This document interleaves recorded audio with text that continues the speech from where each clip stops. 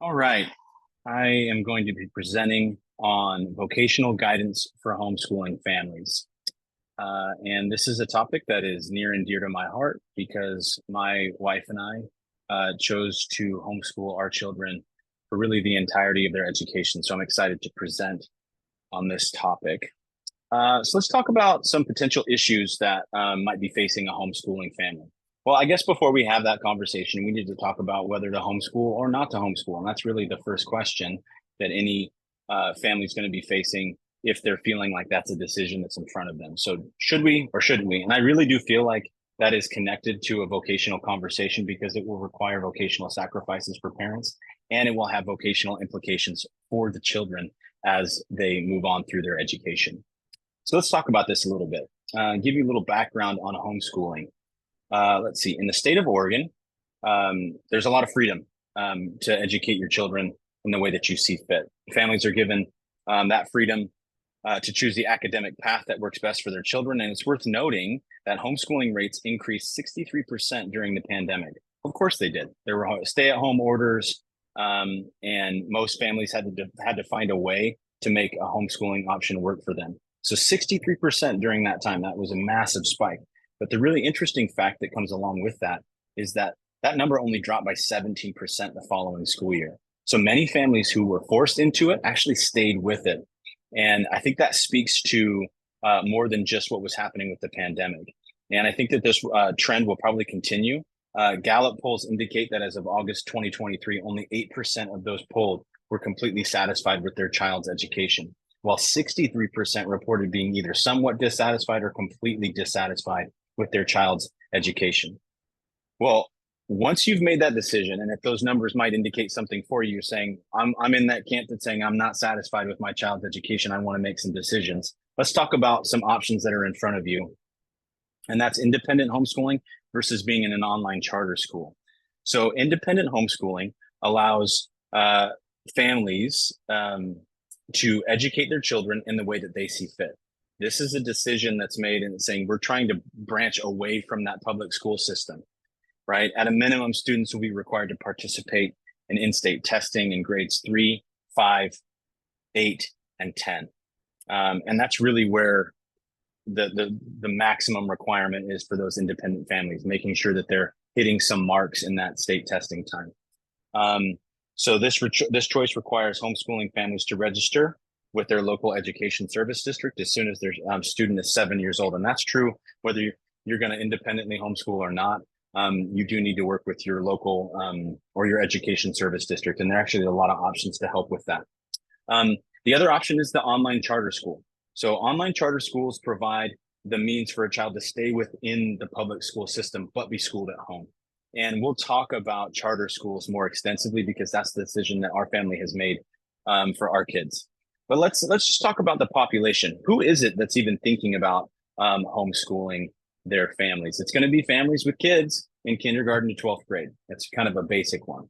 So before I discuss the population of homeschooling families, it must be noted that socioeconomic status does play a unique factor in whether a family could choose to homeschool their children or not. Families with two working parents, homeschooling will be an issue, right? It might not even be an option.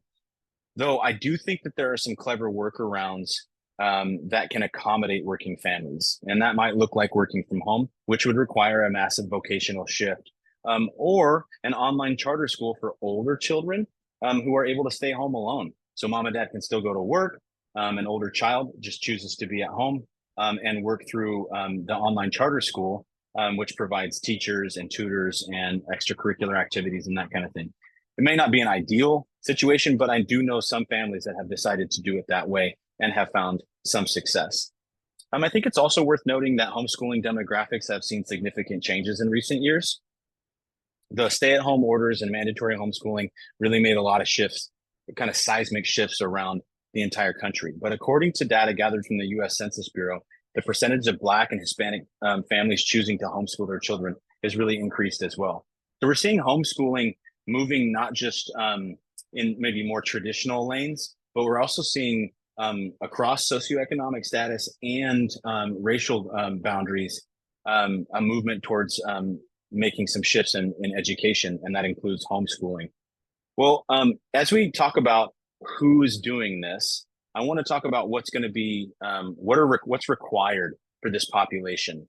What's the investment going to look like? So let's talk about parental investment as far as making a decision to homeschool your kid. What will it mean for you as a parent if you decide to homeschool your kid? Let's talk first about time requirements, okay? Because this does have implications for your vocation.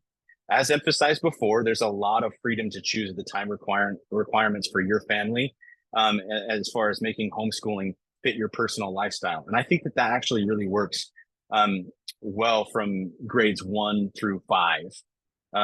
Those grades allow a lot of flexibility for a child. There's a lot that's happening during that time, and most of it's going to be can be handled pretty easily by the parent. It's as they begin to age up into junior high and high school that those demands can actually increase significantly and require some more focus. So let's talk a little bit more about this. Some online charter schools, as well as co-ops, and we'll talk about co-ops a little bit later and what they are, provide teachers who will take on the responsibility for educating your child and creating curriculum and grading assignments. So the job of the parent for the online charter school student would be to take on the role of a learning coach and help students accomplish assigned work throughout the week. This would typically require a few hours per week from the parent. So it's like at the end of the day, let's go over your assignments, what your teachers have assigned you. Are you getting your work done? More of a traditional kind of let me help you through this. Though I think it does take a little more intention throughout the day for younger students. Now, some homeschooling parents choose to put themselves into the role of primary teacher, and that's going to be that independent route. And so that primary teacher role is going to be more of that independent homeschooler. And this would require the parent to choose the curriculum, create and execute lesson plans, and assign and grade all the classwork. So it's a pretty hefty role. And I know that when we first started, my wife was doing an independent homeschooling route, and it was a lot of work choosing the curriculum. Being the main teacher, there's a lot of requirements and a lot of pressure that came with that. As they got older, we wanted them to more align with the system. So we started with an online charter school, but early on we did do an independent kind of route. And so the time requirement for that one's pretty extensive, several hours a day from the parent. Ultimately, I think there are enough schooling from home options in Oregon that parents should be able to pick an option that would work best for them and what their hopes and desires are. Enrolling in a public online charter school allows students to be recognized by the state of Oregon as public students, and charter schools then provide licensed teachers to support the parents and student, as well as manage all state and academic requirements and testing. I also think as far as what's involved as far as parental investment, got to think about money as well. Independent homeschooling families take responsibility for all expenses necessary to educate their children. This includes the cost of all curriculum, supplemental materials, extracurricular activity costs, and testing fees. This cost will vary from each family, but a minimum investment of probably $1,000 per child should be expected. Another thing to consider is the added cost of any extracurricular activities for the child. So I kind of focused there on extracurriculars, and there's a reason for that because the online charter school option is pretty different. Public online charter schools will directly provide all curriculum and supplemental materials needed, or they will give allotments or reimbursements to be used to purchase all materials needed. And what's given to families will actually vary depending on which charter school the family has chosen. Most families will be responsible to cover the cost of some, if not all, of their students' extracurricular activities. However, some online charter schools, not all, but some, offer allotments that are so generous, and they're generous enough to cover everything related to a student's education and extracurriculars. So one example would be, and it's in the handout I provided, is Fossil online charter school. They will offer a family up to $1,500 per student. So you could get, if you have 3 kids at home, each one of them is getting $1,500 for the school year for school supplies, curriculum, for extracurricular activities, events outside of the home. It's a pretty significant investment from Fossil. So there are options out there. Choosing a curriculum. this becomes a big part of what's required for this population that chooses to homeschool. How to sort through all the options is a big deal. Curriculum can be purchased as a complete set, which includes all the necessary subjects for a full year of academic instruction, or subjects can be purchased a la carte, meaning that like I'm just going to take this. I like this curriculum's history. I like this curriculum's science. I like this math, and they do it that way. We've actually done both. But the requirements can be pretty significant if you're doing that independent route. You're having to make decisions that align for your kid, not just in the moment, but also down the line. So you're thinking immediate, what's best for them here, but also how is this projecting for them into their future, thinking about college and any kind of vocational school or higher education. So independent homeschooling families can choose curriculum that is right for them. A good resource is Rainbow Resource Center is an online curriculum supplier, and it's an excellent resource. If the choices seem overwhelming, then consultations can be arranged with Rainbow Resources if you need some help. Public online charter school families will work directly with a licensed professional that can help choose the right curriculum for their student. So in both cases, you're getting some pretty targeted help with your specific student. Let's talk about one more thing here that's a big deal to a lot of families, and that's socialization of children. How will my kids make friends? Let me just say this. Gone are the days where homeschooling families' primary goal is to shelter their children from the world. In fact, many families are using homeschooling as an opportunity to offer more extensive and engaging education to their children. Recent studies show that students who have been homeschooled have a more robust social life with the ability to effectively converse with people of all ages. Homeschool co-ops, online charter school field trips, student centers, extracurricular activities, and growing network of local homeschooling families all support families in helping their children develop a healthy social life. What about those extracurriculars, sports, drama, choir, debate, some of those kind of normal things? According to the OSAA, no homeschool student or student enrolled in a public online charter school will be denied the ability to participate in interscholastic activities at their local public school. But it does mean you need to talk to your local public school. So if you decide to homeschool your kid, you're going to have to speak with your local administrator to find out what pathway is available for your kid to participate in that. Will homeschooling impede my child socially and even vocationally long term? Since the state of Oregon allows homeschooling families to so much freedom, the answer to whether choosing to homeschool will impede a child's future is completely up to the parent. And what I mean is the academic freedom allows each parent to determine what they believe will be best for their child, right? So I think it's important to talk about some of the messages, and this is a discussion we had in our class, some of the messages that we hear growing up. So let's just consider reading for my three kids. Each of my kids started reading at different levels and took a different amount of time to learn how to do it.